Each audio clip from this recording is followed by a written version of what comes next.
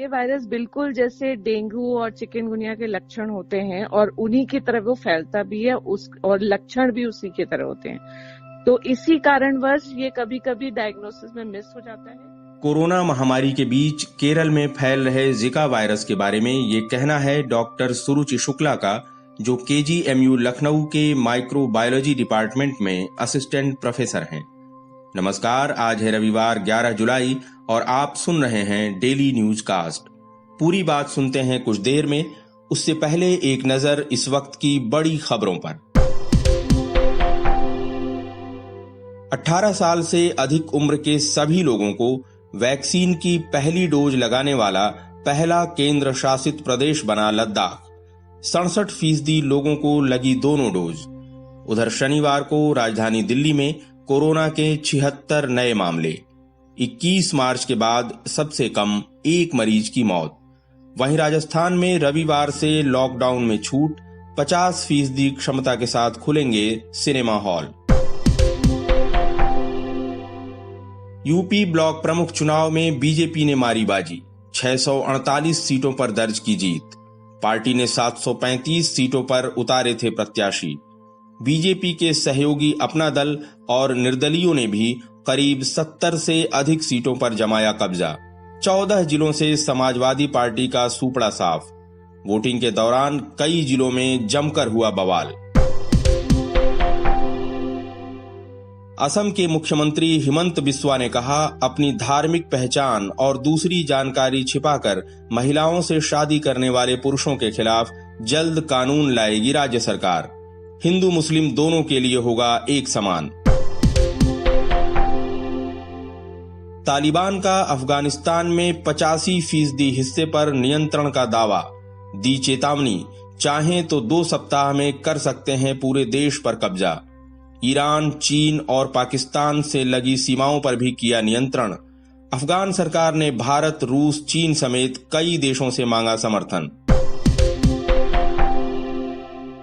Australia की tennis खिलाड़ी Ashleigh Barty ने पहली बार जीता विंबलडन महिला सिंगल्स खिताब।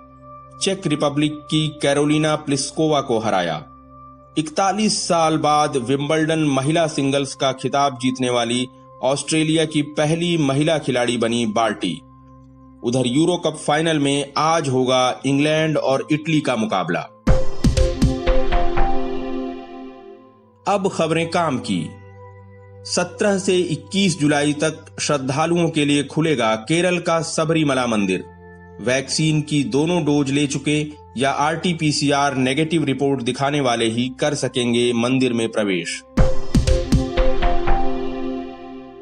दिल्ली सरकार के शिक्षा निदेशालय ने प्राइवेट स्कूलों को दिया निर्देश। कहा, इस साल ईडब्ल्यूएस या डीजी कैटेगरी के छात्रों को एडमिशन न देने के लिए लेनी होगी इजाजत।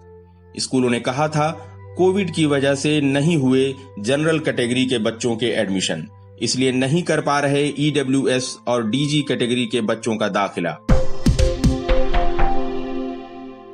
आज का सबसे बड़ा न्यूज पॉइंट है, कोरोना के खतरे के बीच जिका वायरस ने भी दी दस्तक। कितना खतरनाक हो सकता है ये?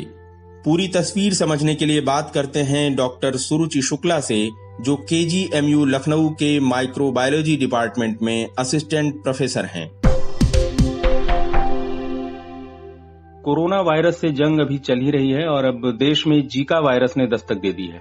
1947 में पहली बार युगांडा में बंदरों में मिला था ये वायरस और बताते हैं कि इसके 5-1 साल बाद इंसानों में इसका पहला मामला दिखा।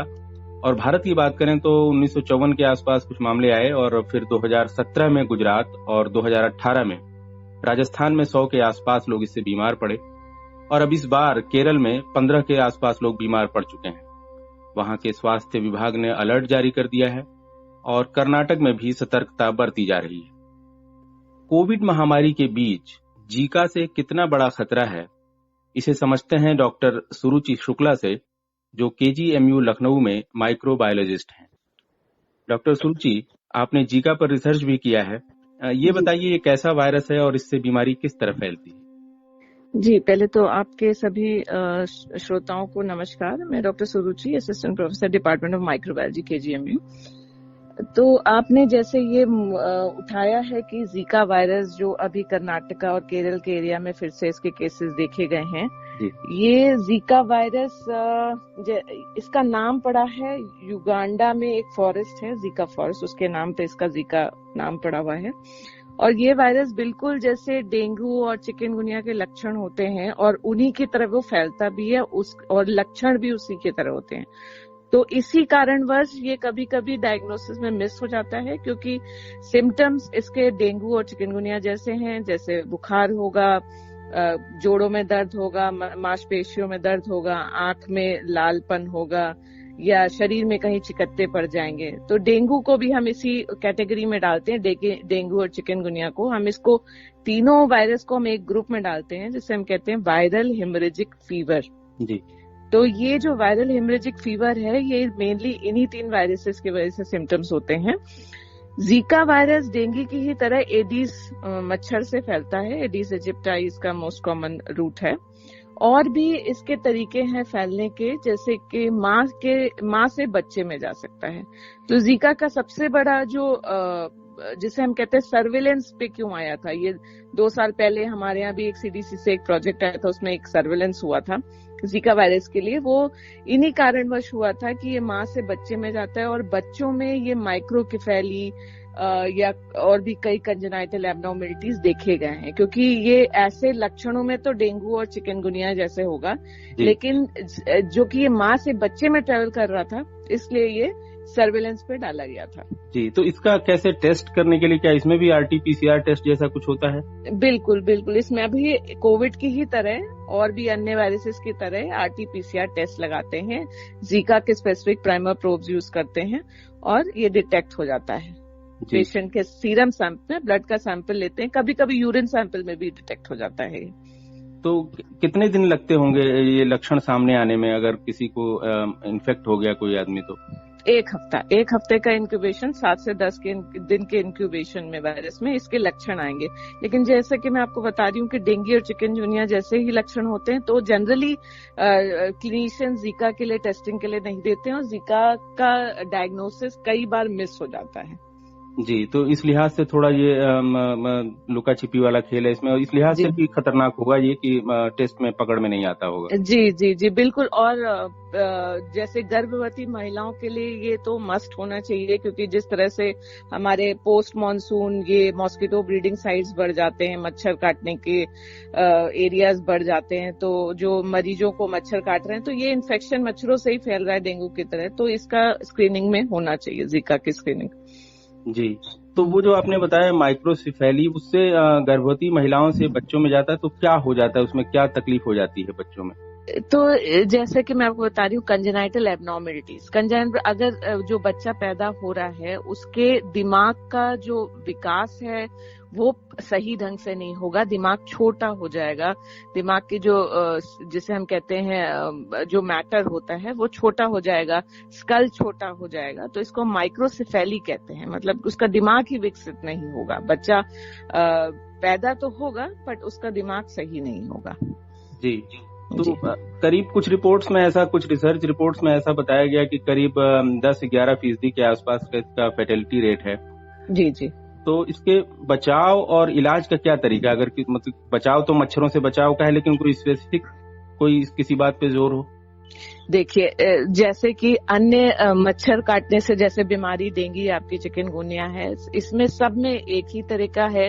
अगर किसी को बुखार के साथ चिकित्से पड़ रहे हैं और किसी को जोड़ों में दर्द है या मांसपेशियों में दर्द है, तो उनके लिए सबसे प्रथम है कि सबसे खूब पानी पिएं, keep your self hydrated, drink plenty of water, और खूब रेस्ट करें, आराम से खाने पान पे ध्यान दें अपना। इसमें एनसेड एस्प्रिन वाली दवाइयां बिल्कुल नहीं लेनी चाहिए, क्योंकि patient can land into DIC, और सिर्फ पैरासिटामोल ही इन बुखारों में दिया जाता है, कोई भी एनसेड या एस्प्रिन, ये जो डिस्प्रिन है ये बिल्कुल नहीं देनी चाहिए। और मॉस्किटो से prevention is always better than cure, तो मॉस्किटो से बचने का सारा प्रबंध पहले ही रखें, मॉस्किटो नेट्स, रिपेलेंट्स, ये सब यूज करना चाहिए। जी, तो वायरस है ये जीका, इसकी भी कोई वैक्सीन वगैरह है जो आदमी लगवा ले तो थोड़ा बचाव? जी, जीका का जैसे डेंगू है हमारे पास, ना उसकी कोई डेफिनेट दवाई है, ना कोई उसका डेफिनेट वैक्सीन। तो जीका का भी सेम है, इसमें कोई वैक्सीन नहीं हमारे पास, कोई भी एंटीवायरल्स नहीं है जिसको हम दे सकते हैं। तो जब हो जाएगा तो सिम्टोमेटिक ही ट्रीटमेंट इसका होता है। जैसे अगर डिहाइड्रेशन है तो पानी पीना है, बुखार है तो पैरासिटामोल है, सिम्टम जैसे जैसे सिम्टम आएंगे वैसे वैसे दवाई होगी। ऐसे कोई स्पेसिफिक एंटीवायरल नहीं है इसका। जी, तो एक तो ये मच्छरों के काटने से फैलेगा, एक तो इसका ये है। कुछ रिसर्च रिपोर्ट में कहा गया कि ये सेक्सुअली भी ट्रांसमिट हो सकता है। बिल्कुल बिल्कुल, माँ से बच्चे में भी जा सकता है, सेक्सुअली भी ट्रांसफर होता है, ये केसेस देखे गए हैं। तो अपना जो जीका वायरस के प्रिवेंशन के लिए सेफ मेथड है कॉन्डम यूज करके ही सेक्सुअल उसमें जाएं और प्रोटेक्ट करें अपने पार्टनर को भी। जी, डॉक्टर सुरुचि, आपने बहुत विस्तार से जानकारी दी, बहुत बहुत धन्यवाद आपका। धन्यवाद। इस चर्चा के बाद जानेंगे इतिहास में आज के दिन के बारे में, लेकिन कहीं जाइएगा नहीं। इसके बाद बुक टॉक में सुनिए अपने श्लोकों को लेकर अक्सर विवाद में घिरने वाले धर्मग्रंथ मनुस्मृति के बारे में। सुनने के लिए नीचे दिए गए लिंक पर क्लिक करें। अब जानिए इतिहास में आज के दिन के बारे में। 1930 में सर डॉन ब्रैडमैन ने लीड्स में इंग्लैंड के खिलाफ एक दिन में बनाए 309 रन। 1948 में यरूशलेम पर हुआ पहला हवाई हमला।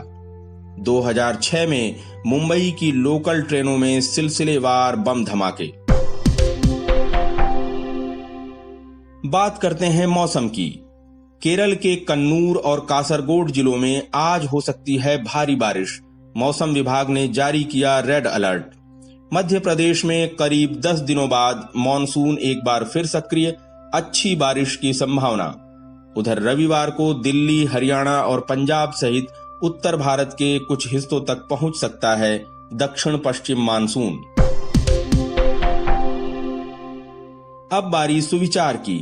महान चित्रकार लियोनार्डो दा विंची ने कहा था, इंसान के साथ अगर कोई सबसे बड़ा छल कर सकता है तो वो केवल उसके विचार हैं। तो ये था आज का डेली न्यूज कास्ट, जिसे आप सुन रहे थे अपने साथी अखिलेश के साथ। बने रहिए नवभारत गोल्ड पर। धन्यवाद।